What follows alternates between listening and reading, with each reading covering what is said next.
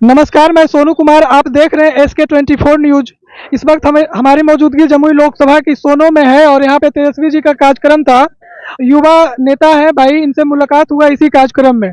SK24 news में आपका स्वागत है। आपको भी बहुत बहुत धन्यवाद। सरकार पूरी तरह से फेलुअर है। सरकार जो वादा किए थे कि हम छात्रों को अच्छा माहौल देंगे, नौकरी देंगे, रोजगार देंगे, लेकिन आप जब देखेंगे पूरे देश के अंदर, जब पूरा इतिहास जब आप आंकड़ा देखेंगे तो 42% से ज्यादा युवा बेरोजगार है पूरे देश के अंदर। इतिहास में पहली बार ऐसी हो रही है कि 50% लगभग लोग बेरोजगार है। सरकार पूरी तरह से एकदम फेलुअर है। सरकार का पूरा सिस्टम फेलुअर है। हमारा जो राष्ट्रीय संपत्ति था, हमारा जो धरोहर था, वर्तमान सत्ता ने उसको बेच दिया है। अब वर्तमान सत्ता जब बेच दिया है तो लोगों को प्राइवेट की नौकरी करनी पड़ रही है। नौकरी करने के एवज में मात्र 10,000 रुपया दिया जा रहा है। लोग क्या करें? मोदी जी पिछले बार जब 2014 में उनकी सरकार बनी थी, उन्होंने वादा किया था कि हम 2 करोड़ रोजगार देंगे, और फिर इस बार वो जम्मू आए और उन्होंने कहा कि हम फिर रोजगार देंगे। और फिर जब हम 2 करोड़ का रोजगार को जब देखते हैं तो हमें पता चलता है कि 1 लाख भी उन्होंने रोजगार नहीं दिया। तो वादे का, उनका वादा का क्या? उनके वादे तो ऐसे ही उड़ जाते हैं, हवा में उड़ जाते हैं। इसलिए हम उनके वादों को नहीं मानते हैं। वो पूरी तरह से फेलुअर है। वो कहीं काम नहीं कर पा रहे हैं। पूरा उनका सिस्टम फेलुअर है। पूरा उनका सिस्टम फेलुअर, मशीन पूरी तरह से फेलुअर हो गया है। और हमें युवाओं को आशा नहीं है उनसे, छात्रों को आशा नहीं है उनसे।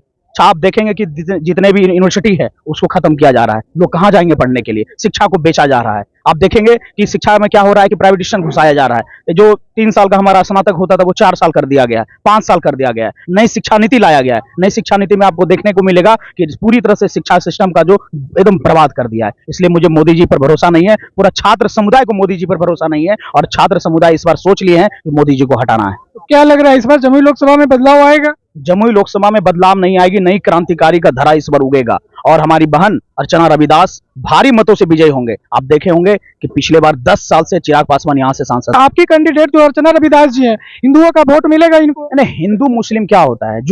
जो लोग इस देश को बांटने की कोशिश करते हैं उसको जनता जवाब देगी। हम हिंदू मुस्लिम में बंटने वाले लोग नहीं हैं। हम पूरे भारतवर्ष के लोग एक हैं। पूरे भारतवासी हैं, देशवासी हैं, सभी भारतीय हैं। हम लोग हिंदू मुस्लिम में विश्वास नहीं करते हैं। हम लोग भारतीय हैं, और भारतीय होने के नाते हम लोग वोट करेंगे। और मोदी जी जब प्रधानमंत्री 2014 में हम लोग उनको 39 सीट देने का काम किया, 40 में से 39 सीट दिए, तो अपेक्षा थी हमें कि वो हमारे बिहार के लिए कुछ स्पेशल पैकेज देंगे, लेकिन ऐसा कुछ हुआ नहीं।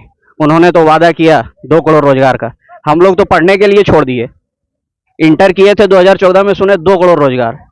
हम लोग सोचे कि चलते हैं अब गांव की ओर। 2 करोड़ रोजगार जब मिलेगी तो हम लोग वहीं से रिसीव मोदी जी कर लेंगे सर्टिफिकेट के द्वारा, और हम लोग नौकरी करेंगे, अच्छे खासे पैकेज हम लोगों को मिलेगी। आप सोचे थे कि हमको जॉब करना है? कभी माइंड में आया था, या फिर सेटिंग था कि हमको नेता ही बनना है? नहीं, जैसे प्रारंभिक शिक्षा जो होती है वो तो नौकरी के लिए ही लोग तैयारी करते हैं, ज्ञान के लिए तैयारी करते हैं कि कुछ शिक्षा दीक्षा लेके अपना रोजी रोजगार लोग इस बार बहुत अच्छा माहौल रहेगा। बहुत बढ़िया, बहुत बढ़िया। ये बोलने से कुछ नहीं होगा, पब्लिक से आप जान सकते हैं, युवाओं से जान सकते हैं। युवा बेरोजगार है, हाहाकार मचा हुआ है पूरे देश में। जो है सो मोदी जी पूरे देश में ऐसा हालत कर दिए हैं कि लोग एकदम त्राहिमाम हैं, और वो रोजगार के लेकर के कुछ भी नहीं बातें बोलते हैं। जम्मू आए थे तो उसमें सिर्फ हवाई बात करके चले गए।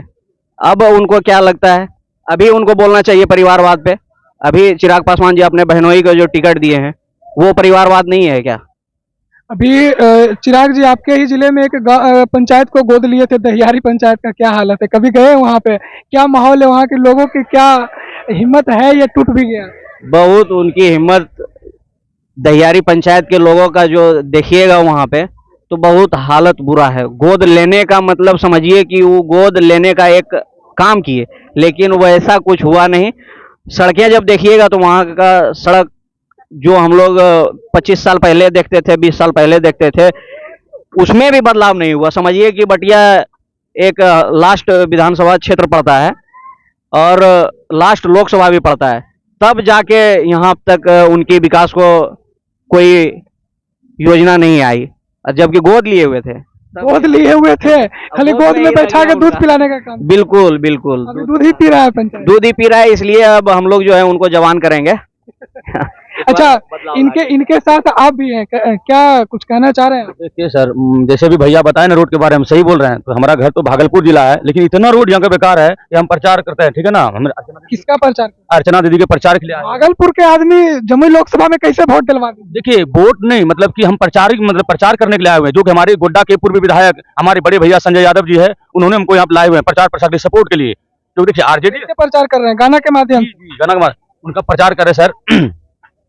मेरा नाम सानिया बिहारी और उनका प्रचार हम करते हैं। हमारो अर्चना दीदी के लालटन छपनी साना मा बट मामा दबैया हो भैया, बट मामा दबैया हो भैया, बट मामा दबैया गे दीदी, बट मामा दबैया हो चाचा, बट मामा दबैया गे चाची, क्रमांक की संख्या एक पर लालटन के निशाना बट मामा दबैया गे दीदी। तो यही सब प्रचार करते हैं।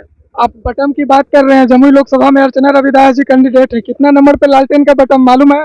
जी, 1 नंबर पे है, 1 नंबर। ही नंबर पे? हाँ, 1 नंबर पे लालटेन है, बटन 1 नंबर पे ही मतलब दबाएगा, क्योंकि सीधा है हिसाब। 1 नंबर, कुछ नहीं देखना, डायरेक्ट 1 नंबर जाके चम देना है। हाँ, हाँ।